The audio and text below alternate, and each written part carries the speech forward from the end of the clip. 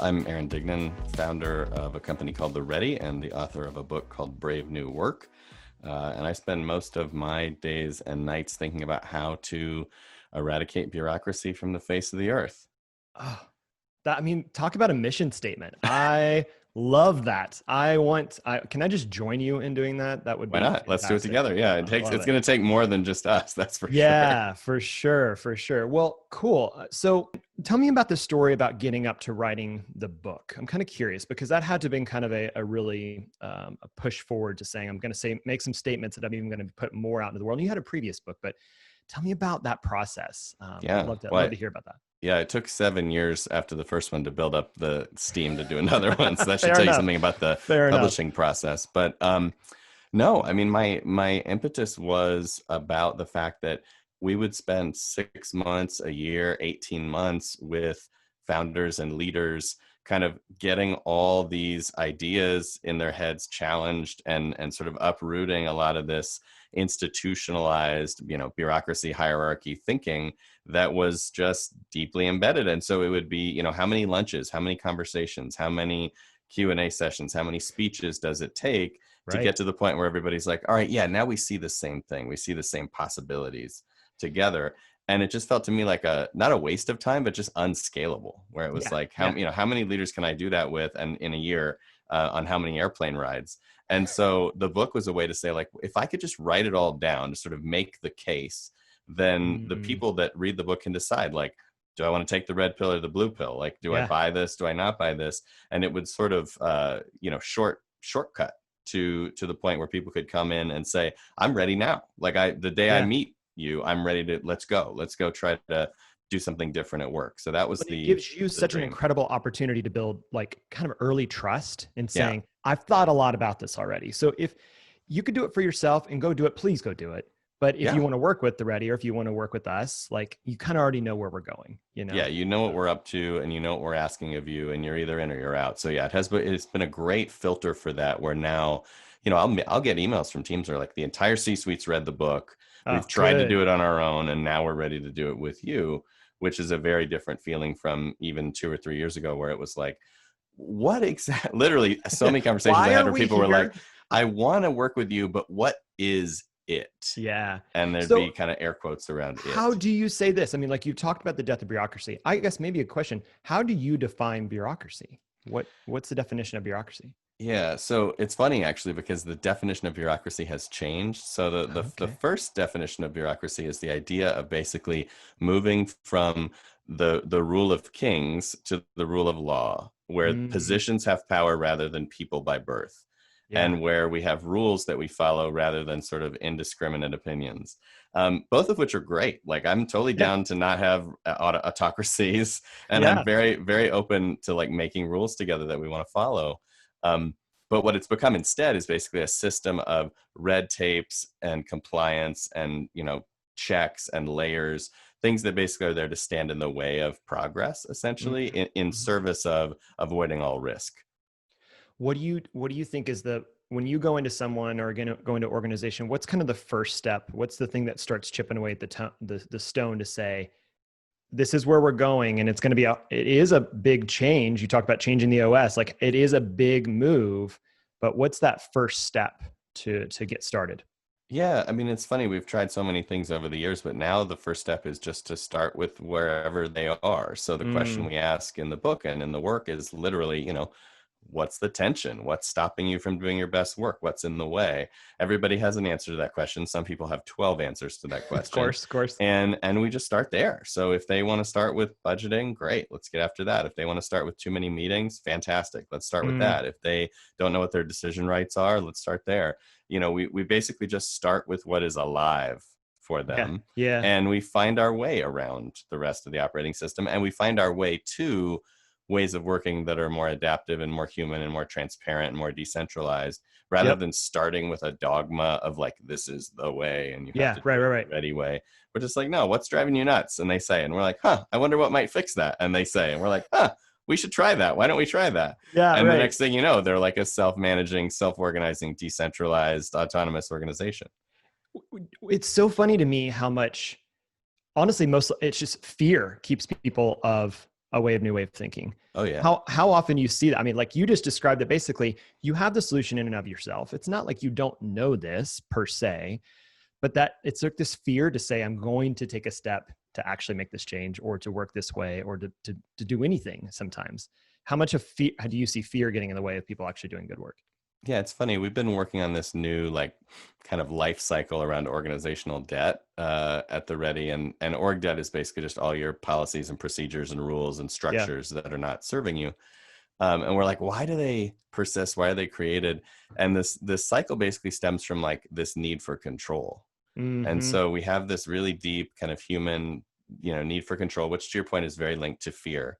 Yeah. And if we do one of two things, either because we have that need for control, we try to over grip and oversteer and over constrain, and we make a rule for everything and a role for Yeah. everything, or we try explicitly to not put any structure in place so that we can play these power games that we like to play. Like Right. nobody really knows how to get approval for a project, so I guess ask Phil, right? And like in Yeah. that way, Right. Right. Phil Right. maintains control, right? Yeah. Because Yeah. he has sort of a reputational influence in the soup.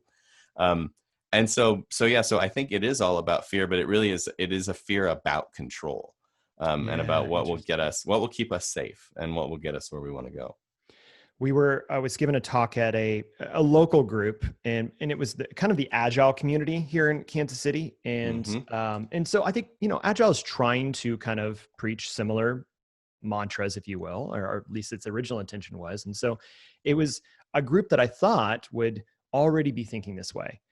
And at the end of the talk, it was truly about, kind of similar things, reducing the amount of kind of bureaucracy, reducing that friction that you feel between leadership and practitioners. Hmm. And I got done, and I kind of opened up, so what questions do you have? And three different people are like, yeah, that's cool. That's impossible.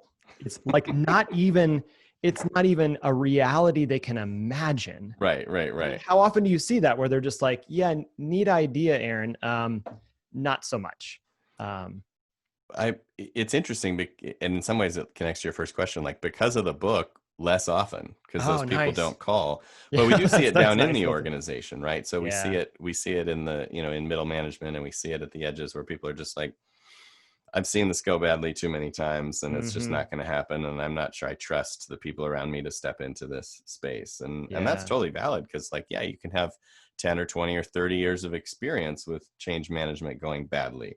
Yeah. And so I totally get that reaction, actually. And usually what I say is like, you're right.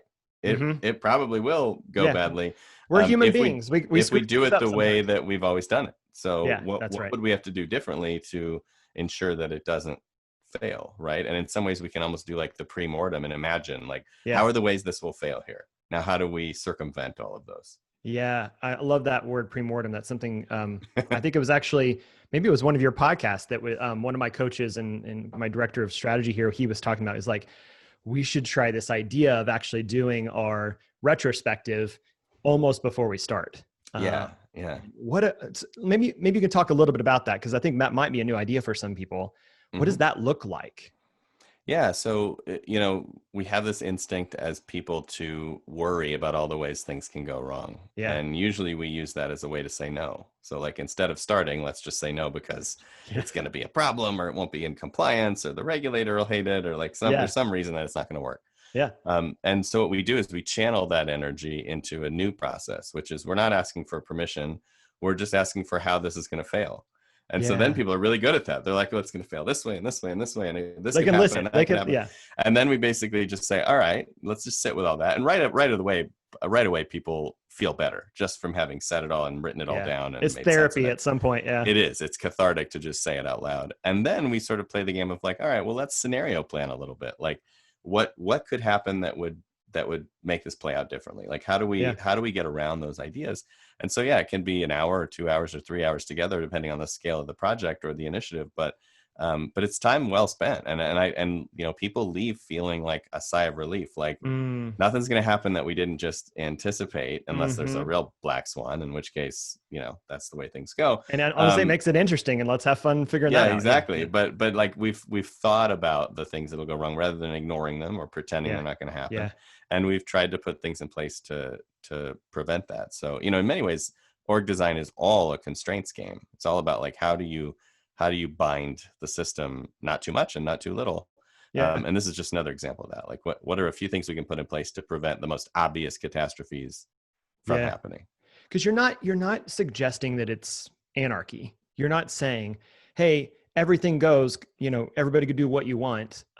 There is, like you said, there are constraints that you have to put in play. There are, the constraints, we say that constraints give you creativity, right? That if Totally. I have guidelines, or what we call structures, if I have structures in my life, it actually allows me to be really creative within those guidelines. But without knowing what the guidelines are, or maybe knowing where the edge of the cliff is, um, then you're afraid that you're going to fall off because you can't see it. Yeah, totally. No, we talk about it as the third way. So chaos is one way. That's no Mhm. constraints. That's the startup context. Yeah, for sure. Bureaucracy is one way. That's governing constraints, bright red lines, an answer for everything. We all know what's wrong with that. But the third way is like enabling constraints, just enough structure, minimum viable structure. And that's what you see in Mm, nature. That's what you see in the neurons in your brain. That's what you see in your immune system. That's what you see in a colony of ants. Like all of our adaptive systems. That's what you see in a murmuration of starlings. Like things that have groups of players yeah, moving and adapting rapidly have some structure, not too yeah. much.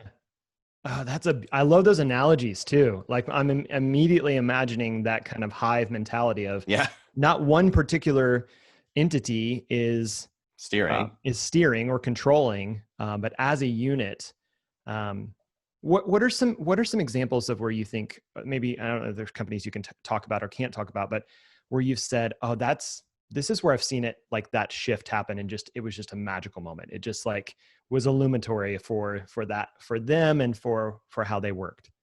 Yeah, I mean, we have a lot of moments like that with clients, and usually it's just um, those moments of letting go, right? So we play the game of like, let's come up with some experiments that we can do that are worth trying to sort of unblock. And usually someone will have an experiment about empowering a team differently, where Oh they're yeah. like, the next release, I was working with a software company in San Francisco, and the proposal was like, the next release of our major platform, what if nobody in the room, and the people in the room are like the top 20 people in the company. Sure, They're like, sure. what if nobody in the room got in the way of that?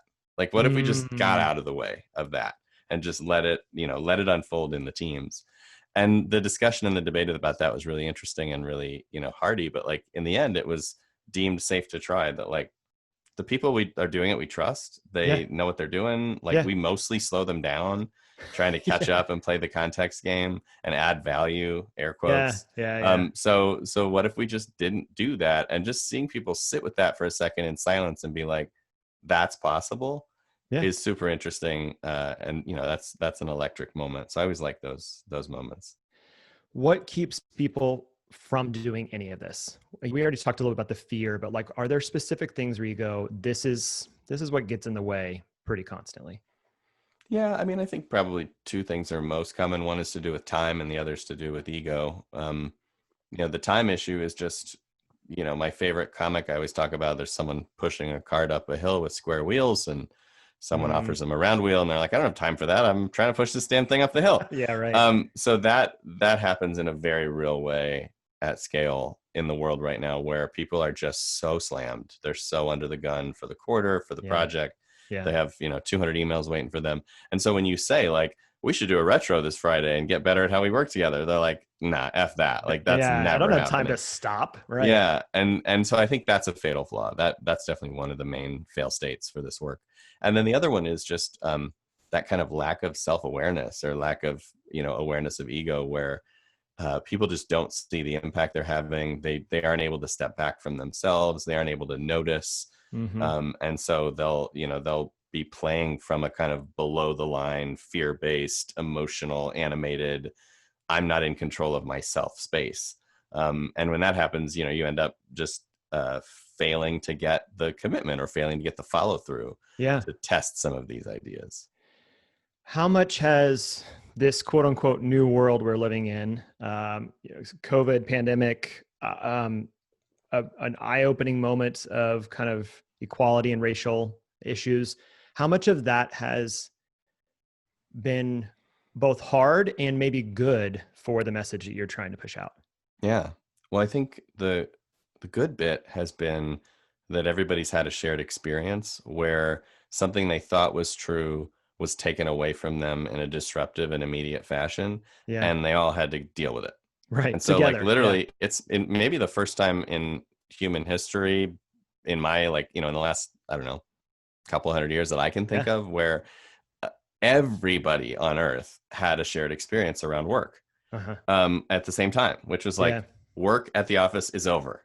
We all Uh-huh. have to go home and figure it out. Yeah. And that means that a lot of assumptions about productivity, about trust, about how we get things done, were all challenged at the same time. So it does give us this space to be like, whatever the next thing is we want to try, and someone's like, that's impossible. Be like, wasn't it going to be impossible for the entire world to do remote work for 9 months Uh-huh. and not have the Yeah. economy fall apart? And people will be like, that was impossible, but we did it. And I'm hearing Right. so many stories from clients where they're like, we had a 2-year roadmap to go digital on this thing or to go to e-com or to do whatever. We did it in 10 days. Yeah. And everybody's just like, holy shit, what's Right. possible? So that's the good news. I think Yeah. that's the good news. The Yeah. bad news is that we're still human beings and we're still Mm. made of flesh and bone. And Mhm. so the remoteness of it all, while it's been a great proving, kind of path, has taken away the opportunity to be human together, to Yeah. connect, to be empathic, to feel our feelings. And a Yeah. lot of the work that I do is about having those moments in person where we sense and we Mm-hmm. connect and we're doing Mm-hmm. things together in the room. And there's an energy and a body language to it all. And to lose that is to kind of like lose one of your senses or something when you're Totally doing this agree with work. So that. that it's a Yeah. little bit like we can only do 80% as well as we could before. We've been doing, I mean, kind of one of our core things is like design sprints and strategy sessions, things like that. And yeah, we've definitely put out the blog posts and the podcast and everything about how we are doing it remote. And it's Yeah. great. And like I said, it is cool because we're basically saying, yes, you can still move forward. There's no, Yeah. there's nothing to keep you from moving forward. But I'm right there with you. I'm personally, I'm a very social structure, and I miss being in the space. And we have a really sweet office down in the Crossroads, our arts district here in Kansas City, and it's just like the vibe, the space, and being in there with people. Most of our clients fly in from the coast because we're working with people all over, and it's centrally located, and they're out of their element, and it kind of makes them think a different way. Yeah. And I miss that camaraderie. And like you said, reading body language is much harder from the neck up Yeah. than it is from posture and breathing. Especially And when people show up to their camera like this. that's right. And it Wait, who's happens talking? Wait, who all said the that? time. Bill Yeah. said that? It's Yeah. like, do you have no idea what you look like? Like, it's right there. Can you not see yourself? It's bonkers. I know. So I am 100% with you. God willing, we will get back in some way at some point. Yeah. I was listening to, this is just riffing a little bit. I was listening to Radiolab put out an episode where they were talking about the 1918 flu or the Spanish flu, right? And so Yeah. the implications of the fact that literally they didn't even talk about it because the war was a bigger deal. Mm-hmm. And then you start putting things in perspective that 5 million people had died from the flu, which we can't even wrap our heads around. Right. And yet it was like the 10th page of the newspaper, and this small little column was like, this is the worst thing There's to happen. some flu stuff going on. Yeah. Right. Yeah. Right. So it does always put it in perspective that the world came back to life at some point, even after 2 major world wars and a massive pandemic then. And we'll get there as well. Totally. What's the Ready working on right now? What are some things that you guys are exploring or you're doing, and maybe it's slowed down or it's sped up because of everything going on? It's sped up a lot, actually. I think, I don't know why, but this awakened a creative energy in me that was like, I'm going to make new stuff. So I don't know, I think it's being holed up at home. Like it gets me in that mode. Yeah. So we're in the middle of developing an online course for people that want to kind of be that one change agent in the system and blow things up, which is interesting. Very, very like hands-on in the trenches. What have we learned watching thousands of people try to do this inside big systems? Awesome. So that's pretty cool. So that's been fun. We are in the middle of building some software that I can't talk about exactly what it does yet. But now you got me curious. Okay. But it's going to be a whole separate business that's very interesting for us. I pay you after. Cool. I'm curious about that at some point. So yeah. Well, we can talk. It'll be, in another couple months, we'll start talking to the world about it. Love it. And then I'm doing some stuff around jobs because we have, tens of millions of people unemployed. Mm-hmm. And so we're doing some thinking in the space around like jobs for change agents and transformation folks around the world. Yeah. Like, how do we enable that? So That that's sounds amazing. And yeah. So I experienced the same thing. I will say, albeit it was the first 2 months for me where I was probably the most satisfied I'd been in a long time with yeah, what Crema was doing, with what my role was at Crema as a leader. We're not huge. We're about 40 folks, which feels like 100 when payroll comes around, but we're no about, doubt. you know, we're about 40 folks, and it's an incredible team. But my mantra has been to be in the business of replacing myself. I Hmm. wanted to always be thinking about, I don't want to have to be the person that's the bottleneck of our company's growth and where we're going to go. But as you do that, then you kind of always have to be redefining yourself. Yeah, And, yeah, and that's great. Except it got to the point where I was like, I don't know where I'm supposed to go right now. right. Then the world fell apart, and it was like, I have a mission. I have something to focus on. And part of it was going remote, which we've done before. We're kind of about, I don't know, like 60-40 remote Hmm. already. And then to move into going, I just had this creative energy to just work hard and solve all the world's problems, quote unquote, you know. Yeah, That I will say, those endorphins, that they energy, wane, they they wax wane. and wane. Yeah. Right. But I'm right there with you. It's that feeling of, this has given me a new perspective to get creative again. Yeah, And I've really enjoyed that. yeah. What's something you're working on learning right now? I'm always curious to hear how people that give away knowledge, how they themselves find it. So Yeah. what's an area that you are finding that you're learning? Well, I think there are two things happening right now. One is I'm kind of finding new books about this work that I do that are long lost. Oh, nice. And so they're, my favorite thing to do is find a book from like 20 or 50 years ago that Yeah. nobody like that is out of print. You have to spend like $200 on Amazon to get it. Yeah. Good. So I'm reading some old stuff right now about companies that have been doing this for a damn long time. Cool. But more importantly, the Ready and me in particular are working on what we're calling JEDI, which is justice, equity, diversity, inclusion Yeah. work for the Ready to think about, what does that mean inside the Ready? What does that mean for our work? And what is our work that we have to do in relation to this whole Black Lives Matter Yeah. Of movement? course. And Yeah. so we've been doing some training and some thinking and some complete re-envisioning of our hiring process, which I talked about in one of the Brave New Work podcast Yeah. It was really episodes. good. It And was really good. that kind of stuff has been pretty transformative and pretty Yeah. powerful. So we're changing the makeup of the company right now. And even if you look at the people we're hiring right now, it's just a totally different thing. So Wow. that's a big learning space for us, obviously, and especially for me as a, you know, prototypical white male Totally. normie Yep. dude. Yeah. Lots of work to do. Oh, same conversations we're having at Crema, and we're trying to do it thoughtfully and carefully and intentionally. But it's also recognizing we're probably going to do it wrong in the process, and Yeah. like that's okay. We'll Allow figure some it. space for that. Yeah, Screw up a little bit. yeah. Yeah. Good. What um, what do you think you're most excited about for what's next? Like if you think about the future of your work, maybe it could be the content you're creating right now, or maybe just where work is going. What gets you excited about what the next few years are going to bring? Well, I think a few things, but the thing I'm most excited about is that it feels like we're on the precipice of something.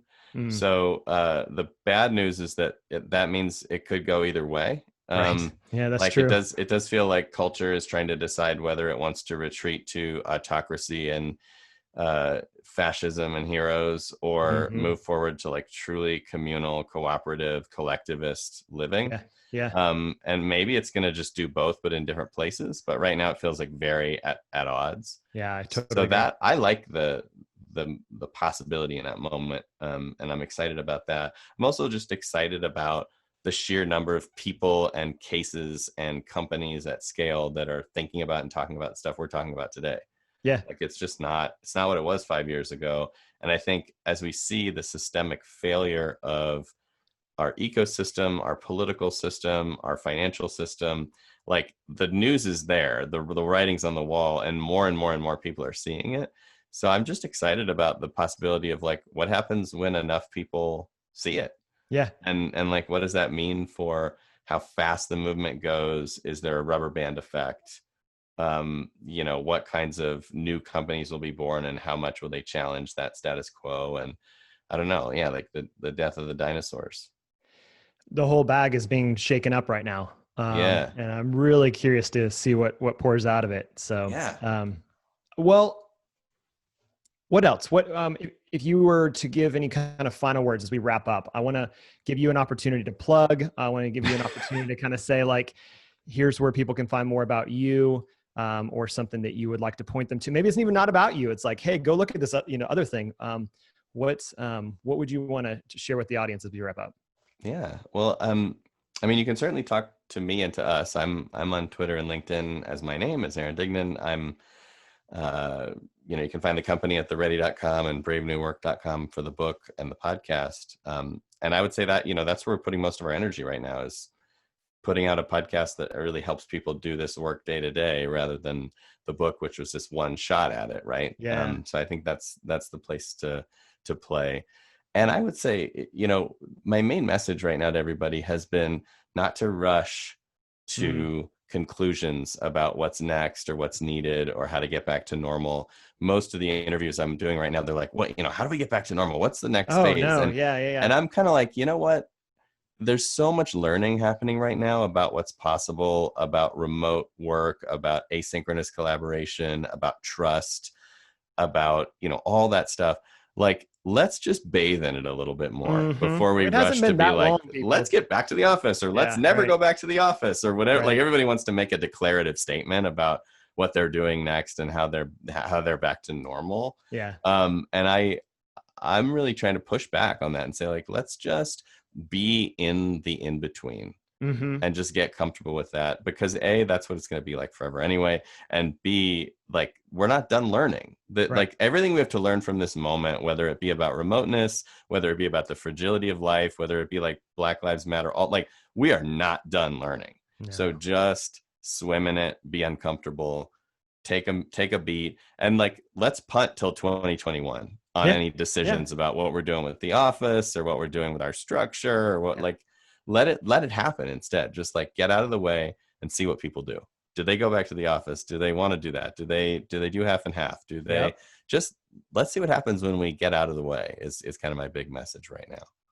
I heard somebody describe it, and actually this is an old quote. I think you could throw it back to like somebody like C.S. Lewis or something, but it's the idea of living in the already not yet. Right? It's like, we're gonna get someplace at some point, and that will be the already not yet. It's like, it's just kind of like, it's happening now. It's not an if or then. It is what is happening right now. And I love that idea. The already not yet. I'm going to steal that. I like it's that. Good. I mean, Lewis is a lot smarter than I was, so I'll give him credit. Well, Aaron, I really appreciate it. This has been fun. I feel like we could probably chat for hours just nerding out on this, but I think more than anything, I would totally support. Go listen to your podcast. It's one of the best podcasts that I know that we have on rotation, and really well produced. You guys put a lot of effort into the stories behind it. You maybe behind the scenes, you're just like, hey, it's Tuesday, we need to do this. What are we going to talk about? But it's really well done. I love hearing some of the stories from people that have experienced the change. Right. I think one of my favorites was the leader with Blumen. In the group, and talking about the fact where he was standing off to the side and he heard his crew basically say, no, we don't need to get his approval, and then let's just make a decision. And of course, the results were great, and he was so excited for that moment. And I've kind of been there where I've been like, Dan, do you hear what's happening across the room? It's really exciting. They're doing it. So yeah, highly recommend. And if you haven't yet read the book, The Brave New Work, it's fantastic. So well thought through and so intentional. And I think it's what we need right now. So thank you for making it, even though you had no idea the world would be like it is now and the meaning it have. But it's been a treat for us.